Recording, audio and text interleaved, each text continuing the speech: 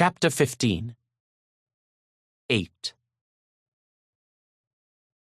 I hear over the sound of the car's engine the ringing of a gunshot fired close to my ears. It diminishes in volume without subsiding into silence, becoming more and more irritating, too quiet not to be imaginary, stealing my attention from the road. Murad Badshah doesn't speak. He holds his gun in his lap, the barrel pointed at my kidneys, and although he faces straight ahead, I know he's watching me out of the corner of his eye. At home, I wait in the car as he gets out, so we don't have to look at each other or talk. He stands for some time in the driveway, thinking, then climbs into his rickshaw and drives off. It's raining. He forgot to give me my half of our night's take, and I forgot to ask. I can't sleep. I stand in the open door of my house, a candle behind me, light glittering off raindrops until the instant they pass into my shadow, smoking a cigarette, straight up, no hash, no Harry, snapping out smoke rings the monsoon washes away. When it's done, I go back inside and sit down, the badminton racket beside me. But I can't bring myself to touch it, and I hardly notice the moths as they pass.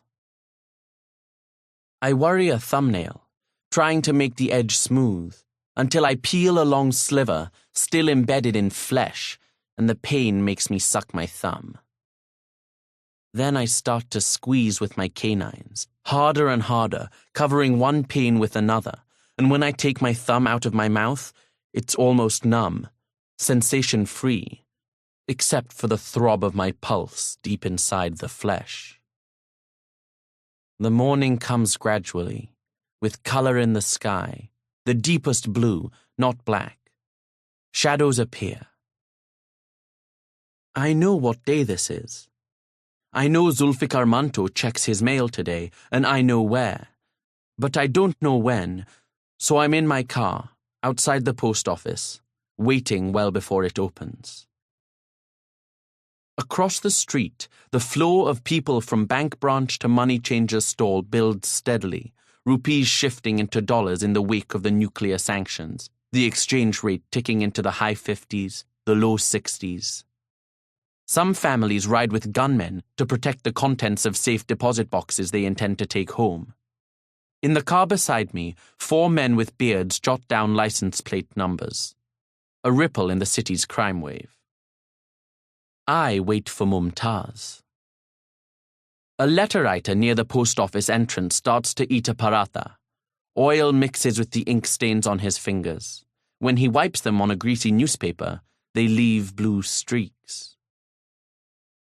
I didn't see Mumtaz enter the post office, but I see her now, emerging, and my first thought is to leave, to slip the car into reverse and slide back onto the street.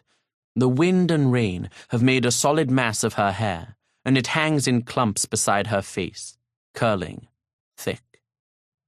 The way it does when she sweats after boxing, after sex on a hot day. I know what it must smell like. I'm startled by her walk, how familiar it is, shoulders back, chin up, for all the world invulnerable, perfect, until she stumbles on the uneven pavement in front of the post office, a quick trip followed by an even quicker smile, a smile I've seen countless times, what her mouth and eyes do when her guard slips and she laughs at herself. I don't know what I can say to her. I don't know why I thought she would be different. I wish the sight of Mumtaz had brought my memory of her into even the slightest doubt, because this, seeing her as she was, makes me want to run away. I don't run, though. I get out of my car. Wet dust on cement, smooth like paper, like silt, retains my footprint. I take 2 steps and wait. She stops. Then she walks over. We stand for a moment, watching each other. She doesn't speak. Something hot rises inside me, like a sob on fire, demanding release, and I tilt my head back and shut my eyes, my mouth in line with my throat, my face flat to the rain. And gravity pulls me down, overcoming exhausted muscles, an unfed, unslept body, bending weak legs, bringing me to the earth, leaving me on my knees. The air lacerates my lungs as I breathe, the world turning against me, existence an agony. Then a shock as I feel her hands. She strokes my hair gently, cradles the back of my head with long fingers, pulls me to her, buries my face in her loins. And I lean against her legs, upright only with her support, my arms at my sides, my chest against her thighs as she caresses me from above. It lasts until I've stopped waiting for her to let go. When she walks away, my body remains erect, and when I open my eyes, I find I have the strength to stand. The police come for me that afternoon. I hadn't expected them, but I go quietly. In the back of their mobile unit, one asks me why I did it. I don't answer him. "Why were you in such a hurry?" he asks. "What do you mean?" "The boy you killed, because you couldn't be bothered to stop for a red light. What was so important that you couldn't wait for him to cross the road?" I look at him, not understanding. "He was probably rushing to meet a woman," another says.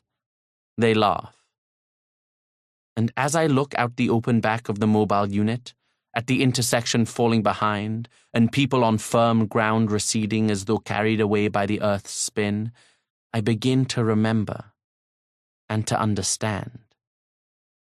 I feel something, wild anger and confusion perhaps, but I'm so tired I can't place the emotion, and it, too, slips away as I shut my eyes.